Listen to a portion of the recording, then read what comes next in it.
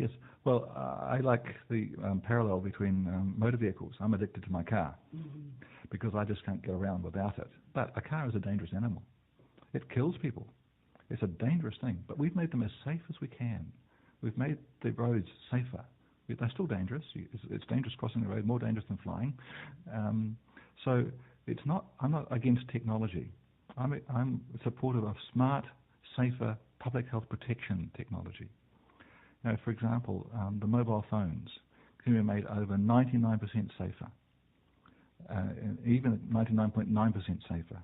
And I know that is available. There are patents for that kind of thing. I know the technology very well. And you can find the same. You can have your radio and your TV through a fiber optic cable.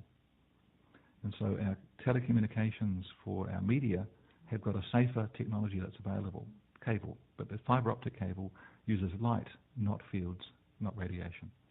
So we're using the atmosphere as a cheap mechanism for transferring the signals. It's more expensive to use wires and fiber optic cables, but the technology is available, and we should, in our cities, as much as possible, move our signals into cables so that we're not irradiating genotoxic signals into our community, drastically increasing our cancer rates, all the cancer rates. And I go further than that and say one of the problems actually is in the home. Electricity is a wonderful thing, all the appliances, but I find in homes the fields can be 20 times higher in some homes than others.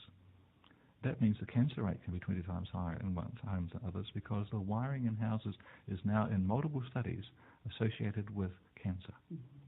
And so energy efficiency, passive solar, all those lovely things that we now know how to do. And we've only known passive solar for 3,000 years. The Greeks used to use it. And that's why I go back into the history and find what's the history of that knowledge. That if we can use the natural solar cycles, the natural thing of shady trees, that somebody comes and takes a leaf off in winter so that you can get the sunshine into your house in winter. The windows are larger on the sunny side of the season, and they're small on I would say the south side, you would say the north side in your hemisphere. But there are so many ways that we can use human intelligence to make our lives safer and more comfortable and cheaper. Because a lot of these things are actually far cheaper and don't use fossil fuels, don't cause global warming. And so the solutions actually solve so many environmental problems, the global climate problem and the human health problem, and a drastic reduction in our health pressure on our hospitals and our doctors. Because we should be into prevention, not treatment. And there's a strong pressure not to do that, because those who are producing the drugs and the chemicals are the same companies. And I'm afraid that most doctors don't know what I know. I'm an environmental scientist looking at environmental factors, and most doctors haven't got a clue what I'm talking about and what the research shows. It would be great if our medical people would become aware of this and encourage their patients to do much more healthy things, and encourage their politicians to protect public health, and so that we could then have warmer and healthier homes, safer transport, and a whole much lower cancer rate. Because the latest research that I've seen from other researchers is that the wiring in houses causes a drastic increase in a particular indicator cancer for very young children. 2 to 5-year-old children have this acute lymphoblastic leukemia. And it only occurs in populations after the wiring in houses has occurred. It occurred state by state in the US. It occurred only in Africa in the urban areas until, etc. It occurred in only the Gaza Strip after the wiring went in. So this, when you track that cancer, every other cancer goes up in parallel with it. And it's risen by a factor of over 10 in the first half of last century and continued to go up since then. It implies that over a factor of 10 of the cancer is avoidable.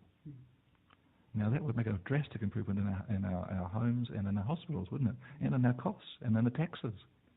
So I think this information is very important for the economy, more than just public health. Yeah. And I'm sure that there's companies could figure out some way to make money from some of these things, since it's so important to them.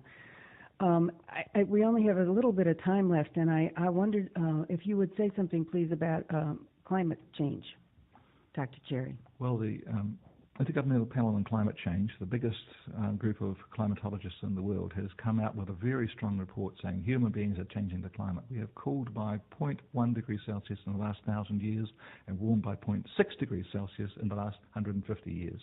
It's very conclusive. And that's causing changes in human resonances. It's causing more floods, more hurricanes, more droughts, more out-of-season frosts. It's causing the movement of weather systems away from where there's reliable rain to less reliable rain, where there didn't used to be floods, but there are floods. So what people have done for hundreds and thousands of years is now having to change.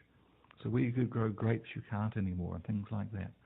So we have to take that seriously. And what I've mentioned about our homes and our energy efficiency and having much more efficient transport systems are the major sources of the global warming CO2. The fossil fuels, the coal, the oil, the natural gas. So if we go for an energy efficient, sustainable approach to our lives, then we would drastically reduce the cost, but also the global costs.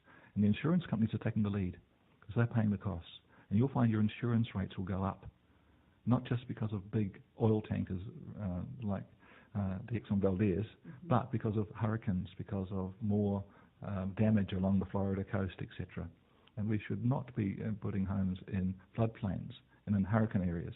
But too late, we've done it. We've got major cities in these areas. So we need to have mitigation measures, we have evacuation measures. These things will happen for over 100 years after we stabilise CO2. The longer we take to do that, the longer these will go into the next generation, the generation after that. Well, there is so much evidence and so much denial at the same time. Are people in New Zealand or in your travels around the world, do you find that people, the general public, is at all taking what you have to say and your findings seriously, Dr. Neil Cherry? When I've explained it carefully to groups, then it's taken quite seriously. But the officials are a filter to our politicians. And if they filter out this evidence, then the politicians haven't got a clue and they don't make good democratic decisions. So we need to have a way of getting past the officials to the politicians. And I think the media and your program is a very important role for that, because I can quote the papers, I can show the papers, I can show the analysis, and there are scientists around the world in all these areas, in energy and energy efficiency and health effects and epidemiology, that have published this material, and they can support this information. But very few put it all together like I have, because my experience was over so many background things that it all comes together to make sense to me. So it's my joy to explain it to people, my frustration that officials and politicians can't hear. Yeah, well, I can certainly understand your frustration. And I want to let people know how to get a hold of you if they have questions and want to discuss this further or get more information. You have certainly lots of written material. And Dr. Neil Cherry can be found by email, Neil, N-E-I-L, .Cherry, C-H-E-R-R-Y, at ECAN, and that's it refers to your elected position, right, in the environmental Canterbury. Environmental Canterbury. So ECAN.govt.nz. Again, that's Neil, N-E-I-L, .Cherry, at ECAN.govt.nz. And Dr. Neil Cherry is from New Zealand. That's what the NZ is about. So thank you very much, very, very much, Neil Cherry. And my name's Sue Cipriano. Thanks for listening, and thanks for your work. Thank you very much, Sue, and thank you for your work too. It's a teamwork.